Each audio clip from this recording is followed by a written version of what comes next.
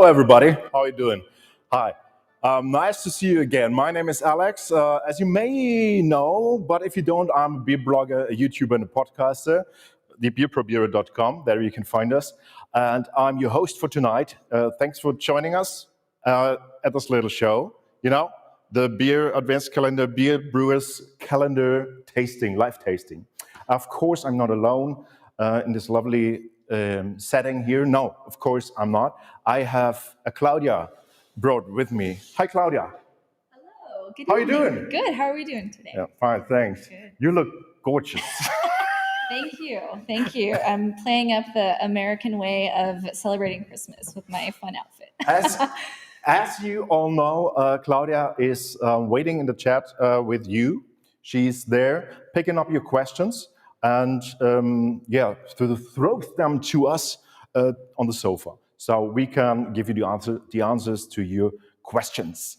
But most important, we have to open the door you are waiting for all time, all day. But maybe I know, and some of you on the West Coast, it's 9 a.m., isn't it? So now it's time. Open the door, number 14, and pick out the can. I'm going to try to do this. Oh, look here. And we have the Flötzinger Hell. The Flötzinger Hell. Very nice beer. So I'm very curious. Claudia, do you like the Flötzinger Hell? Do you know it? I don't know, but I sure want to try it. Oh, okay. So this is, it seems that you want to have this can? That can looks perfect. Okay, throw it up to you. Okay, I'm ready. Ready? Ready. Here we go. And go! Woo! All right, got it. Good throw. Yeah, cloudy in the sky. You look like a sports. What's this sweater you have? This is Golden State Warriors, California basketball team. So now I understand why you did that perfect catch. Yeah, and it kind of matches my sweatshirt. Yeah, absolutely. Absolutely. Maybe it's your beer. Yeah, well, cheers. Thank you. We'll see. And I'm going to go outside and pick my guests and let him in for tonight, for the show. Michi, es wäre soweit. Hervorragend. Also einfach nur hier sitzen. Welcome to the show. Thanks for having me. Sit down wherever you want to. Perfect place for you. Okay, here are the beers. Cheers. Thank you, Peter. Michael Steigenberger, Exactly. called Michi. Yep. So, Michi, introduce yourself to the audience. Hi, audience. I'm Michael. I'm working at the Flötzinger Brewery, and I'm head of the bottling department. And it's a pleasure to be here, and I'm going to tell you something about our brewery, or the brewery I'm working in, and about the beers that we produce or that we fill in cans just for the American market. Cool. But before we come to that and all the information to your brewery and to your beer, we're going to open, of course, the can and pour the beer into the glass. That's one hell of a good plan. So as I know, for some of you, it's breakfast time now, and you have for breakfast your first beer from the advent calendar. So if it is, or maybe it's lunchtime, then cheers to you. Cheers. Cheers. Cheers.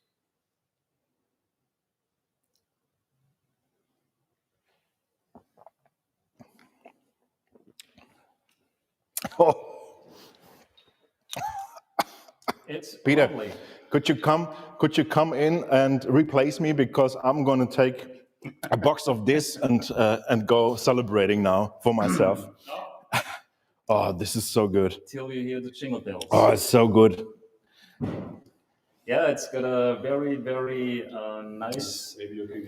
Of course, Peter. You can join us if you want to. No, You're perfect. Thank you. Cheers. It's got a very, very To the nice beer. and subtle hop aroma. Yeah. We use 2 hops. It's Perle and Tettnanger. It's a traditional style lager, aka Helles.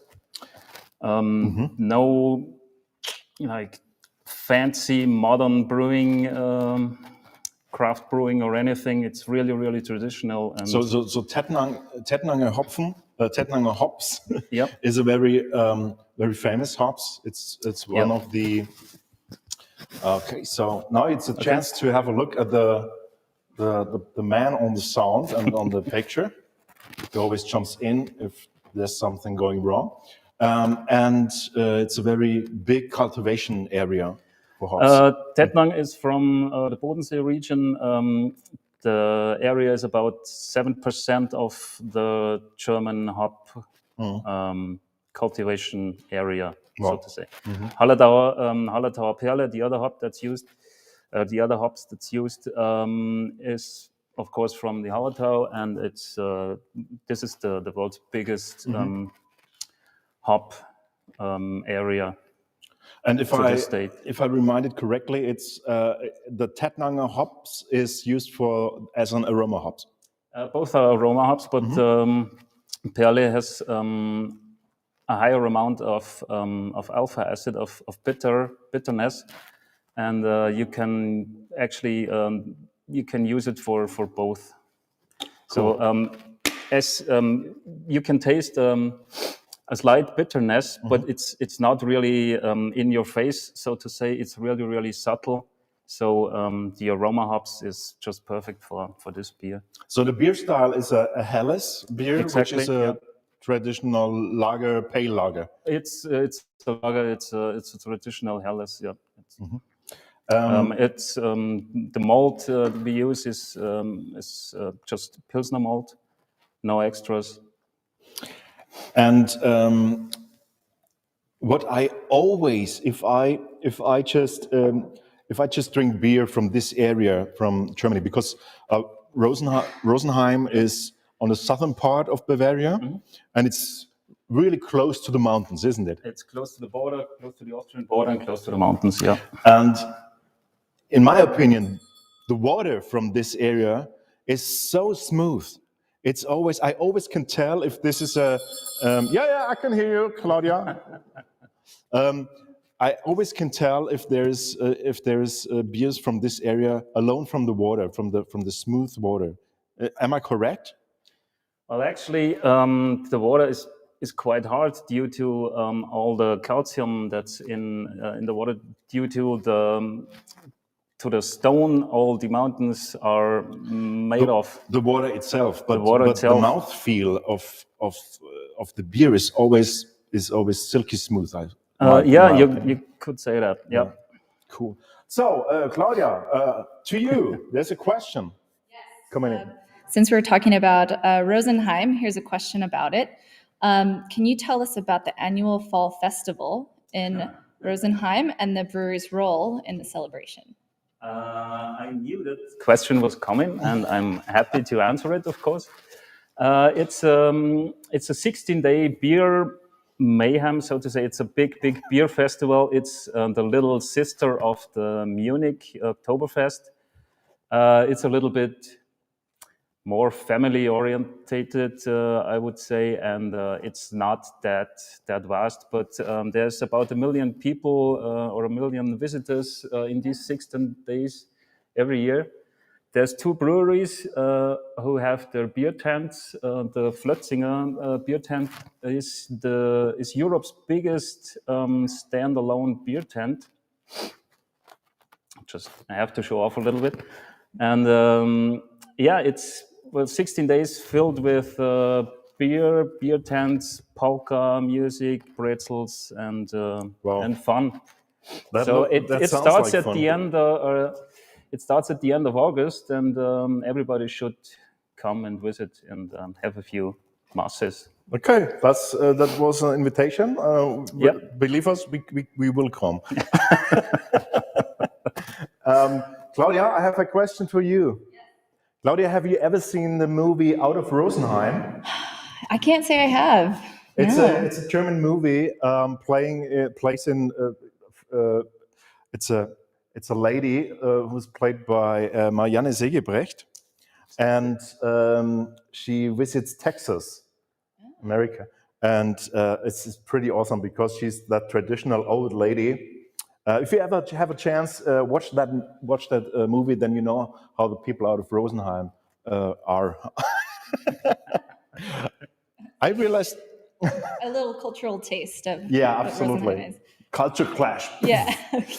Michi. There's 65,000 people living in Rosenheim. I can't guarantee that all of them are like this lady, but it's the film. But is she's good. pretty amazing. She's so amazing. I love her.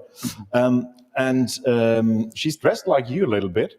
So Oh, thank you. You also put on your traditional vest. Is this correct? It is kind of a traditional outfit. Yeah. Okay. It's no lederhosen. Lederhosen would be more the work outfit for the farmers or hardworking people, like craftsmen, and this would be perhaps the office outfit or the Sunday church outfit. Sometimes the traditional outfits, they have meanings, don't they? Especially the dirndls for the ladies. There is meaning in how they wear it, what they wear. On which side they make the knot, which side of the apron and stuff like that. Is this also with man clothes? I don't think so. So how many flowers are printed on your vest? Quite a few. That would be a good guess question. Claudia. Okay, we've got a couple more questions here. Nice. So one is the decoration mash used or an infusion mash? We use infusion mash. And then another question is, can you tell us more about other beers that you brew? Mm-hmm.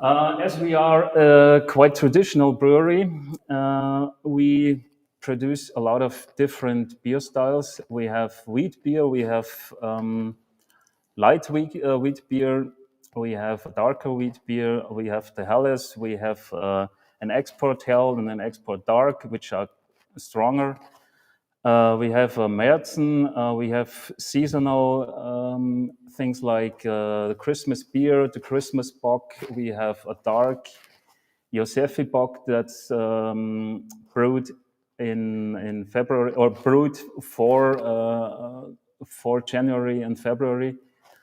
Like really traditionally, because nobody would have drunk a strong beer or a bock in August. So exactly. In winter, Yeah. then the lighter. We also do shandy. Good for summertime. For the summer, yeah, and I think we have about almost 25 different products, non-alcoholic and alcoholic. Cool! Wow, I just realized that there are a lot of expert questions coming in from the cloud. So don't hesitate. Just put in all your questions, all your expert question, because we have one expert sitting here. I'm just the host. I'm nothing, but he's the man of the evening or of the day. But in the meantime, I'm gonna tell you who won the contest yesterday. We have a prize to win every day, and we forgot to tell you who won yesterday. So I'm gonna announce now the winner of yesterday's glass sets. The beer tasting glasses, 6 of them is the prize, and the winner is beer. What's that? Beers Kellington MYC. MYC. Beers Kellington MYC is the winner. Yeah. Congratulations. Stay tuned, because at the end of the show we're going to announce another winner for today's prize, which is also 6 of these beer tasting glasses. So cool. Michi.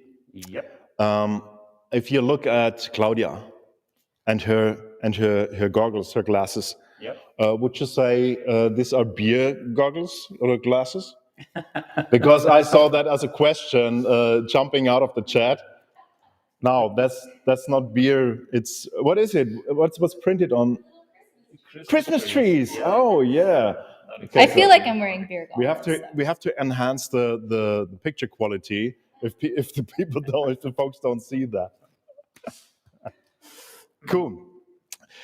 So as you can see, Flötzinger Brewery is quite a traditional brewery, isn't it? Yeah, we've been From there 1543. 1543. Yep. Sorry. Okay. The brewery is first mentioned in the chronicles, if that's the right expression, 1542, I think. There was a big fire in 1542, and in 1543 the brewery is first mentioned because some count or the other allowed the owner the privilege to brew beer. And in 1705, a guy called Flötzinger bought the brewery, and the name stuck. Although since 1864, I think, the owners, family Steegmüller, that are still owning it, the ancestors of the family bought the brewery at 1864, so it's fourth generation, I think, now that is family owned. So are you focused on traditional beer styles, or do you love to do experiments too? Well, our customers, they want traditional beer styles. We are good in brewing traditional stuff. We did as a Christmas giveaway for our regular customers, we brewed our light bock, light in color, not in alcohol, and dry hopped it with Chinook this year. Fantastic combination, a really good beer. But it's our regular customers, they are traditional beer drinkers, and they like to have the traditional helles, Dunkles wheat beer. So we focus on that. Yeah. Claudia's ringing the bell. Yep. So here's a question. So we now know a bit of the history of when this beer was first brewed. Has any changes been made since the beginning? Well, I have to admit that I wasn't there at the beginning. Of course, I mean, brewery, well, in the olden days, there were much more people and much less machinery. And the work was really hard, and you had to have a lot of workers there. And now, since a couple of decades, the automatization gets bigger and bigger, and the machines and robots and whatnot, they can do much more of the hard work, of the manual labor, so to say. And you need less people, but well-educated people, technicians, so to say. And I guess that's one of the biggest changes, that it's just less people and more machines. But the love is still there. And then one person would like to know what your favorite beer is that's brewed.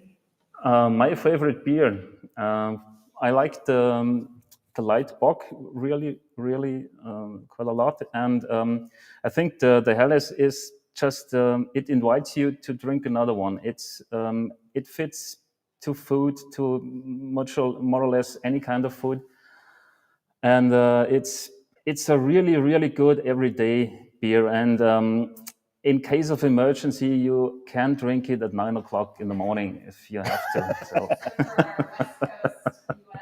And Canada people, this absolutely. is So no we raise our problem. glasses now. Time to cheer to you. Cheers. And just wait a second. Yeah. Because now I want to hear a typical Rosenheimer Trinkspruch. I don't know what Trinkspruch is in German. Do you know what the Trinkspruch in German is? Yeah, well, I tell you, I give you an example of an toast. English Trinkspruch. It's a kind of toast. It's the only English one I know is through the lips and over the gums. Look out, stomach, here it comes. I can't say I've heard that one before. No? No. Okay. So do you know a typical Rosenheimer toast? Nothing that would be good for making it public, to be honest. Come on! We're gonna censor it. We just yeah, beep of course. it. We do live beeping. I do the live beeping, okay? No, honestly, I. Huh? Yeah, of course. That's what I wanna. That's where I want to go because after you, all the audience is gonna post their favorite toasts into the chat. Honestly, you Come on! You got me on the wrong foot. No, I can't think of anything. Amida Firi, Amida Alfi, it's Safi, oder? That's a good one. Yeah. Yeah, it's not actually from Rosenheim, but. Trumpprost, damit die Gurgel nicht verrost. Yeah, something like that. Und aus der Gurgel dröhnt ein Schrei. Schütz heut nein, schütz heut nein. Cheers. Cheers. Yeah, what he said. So, just give us your favorite toasts into the chat. Write it down so that Claudia can give her best impressions. Maybe she can do the localization impression too.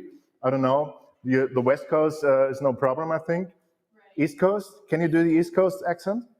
I can kind of do Eastern New York accent a little bit. Ooh. Just a little. I'm probably going to get a lot of crap for that. Yeah, we collect 2 or 3, and then we switch back to you. Michi. Yeah, what I wanted to say. Sorry for interrupting. No. I just. I think that's a really. I have to like underline how important beer is. Couple of years ago, in a cave in northern Israel, archaeologists found traces of beer production that are between 12 and 14,000 years old. And there's a theory, quite well based now, that mankind stopped being nomadic, and they kind of settled down. They went to a sedentary lifestyle because they wanted to be able to brew beer. And I mean, it's a drink that changed the way mankind is living. Yeah. 12,000 years ago. Yeah. I mean, absolutely. what They have to settle down. They have to cultivate the crop. Exactly, because they wanted to have a safe drink that's not spoiled by bacteria, and perhaps they even wanted to have a little bit of fun. Yeah. So they are not unlike us, or not totally unlike us. And I mean, what other drink can say that? Absolutely, whiskey. Yeah. Not 12,000 years ago. Definitely not. No, but no, you're totally right. Maybe that's the reason why farming was invented. Yeah. Yeah. So I just got a big sign was holding up that there's a video ready. I didn't know about that. Is there a video from your brewery? You brought a video? Yeah, it's a short. You didn't tell me. No, I thought that was common knowledge. Well, nice. Let's have a look. Yeah. Yeah, definitely.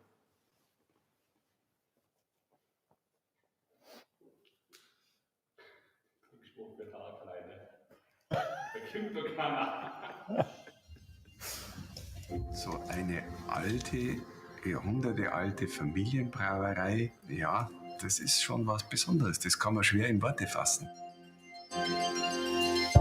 Tradition ist, glaube ich, ganz wichtig in so einer schnelllebigen Zeit. Tradition ist aber auch Verpflichtung. Wir bestehen ja seit 1543 und das ist eine große Aufgabe, aber eine Selbstverständlichkeit, dass wir unseren Betrieb auch für die nächste Generation und für die Zukunft erhalten wollen. Ich habe schon immer zu Oma und Opa hochgeschaut. Wir sind eine Privatbrauerei, eine Familienbrauerei und so soll es auch bleiben. Die Brauerei bedeutet mir sehr viel. Ich bin jetzt praktisch 56 Jahre dabei und da habe ich meinen Mann als Liebe geheiratet und habe von Anfang an das alles mitgemacht, habe meinen Mann total, wie es ging, unterstützt und ich habe das sehr gern gemacht.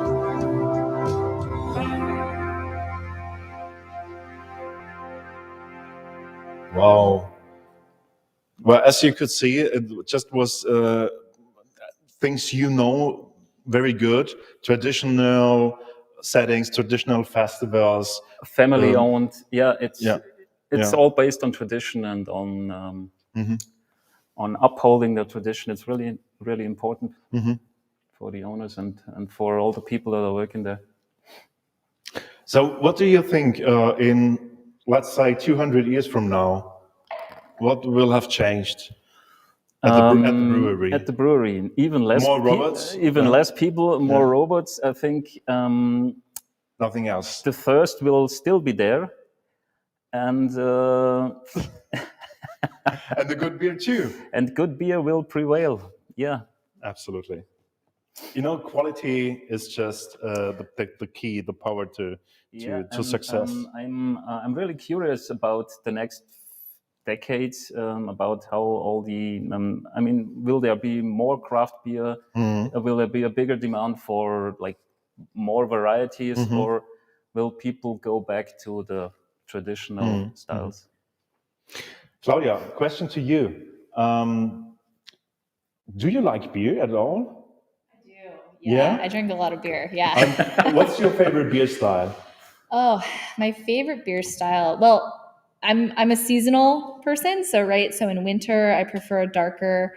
I do like occasionally I will like a Bock. In the States, German beers, huge, right? So I enjoy those. I enjoy wheat beers. It really just kind of depends on the weather. Sometimes Pilsners aren't always my go-to, but definitely on a nice hot summer day. Yeah. I would prefer that over Shandy, that's for sure. Just want the beer. I don't need the extra stuff in there.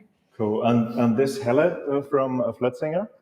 It's really lovely. I agree. It's something, this is a beer that I would have another one or maybe another one after that. It's really smooth, easy to drink.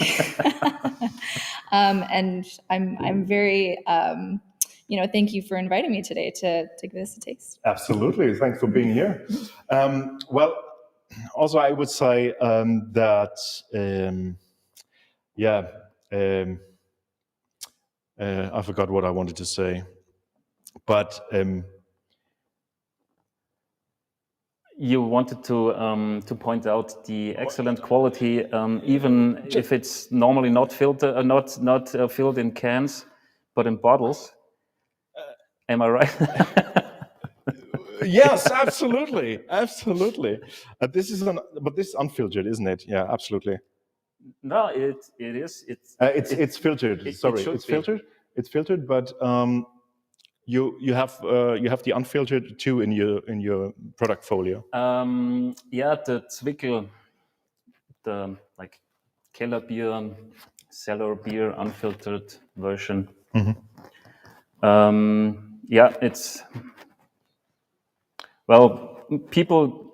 I don't know when. I think in the 1960s, people wanted to have filtered beer, or it started, since then the demand for filtered beer has always been bigger than the one for unfiltered. This is a perfect beer. This is a very traditional and old brewery, and you can taste why this brewery has still success in the world of beers. And talking about world of beers, do you know our wall of beers? You mean that wall behind us? Yeah, wall behind us. Have you brought a sign with you? Yeah, of course I have. Yeah, so we have to nail your sign to the wall. So you can pick the nails. Where's the hammer? There used to be a wooden hammer. Here it is. There. And okay. Cheers, mate. In the meantime, I just say thank you to you, Michi, for being here. Well, thanks for having me. And thanks for bringing such good beer, for putting your beer in the calendar so that the folks overseas also could join it. Thanks, Claudia, for being here. Absolutely, come again, please. And thanks all to you for being here. And of course, at the end of the show, I promised you that we announce the winner, and Peter just gave me the card where the winner is listed. So another 6-pack of glasses, of these nice beer tasting glasses, will be sent to Luke Peters 3225.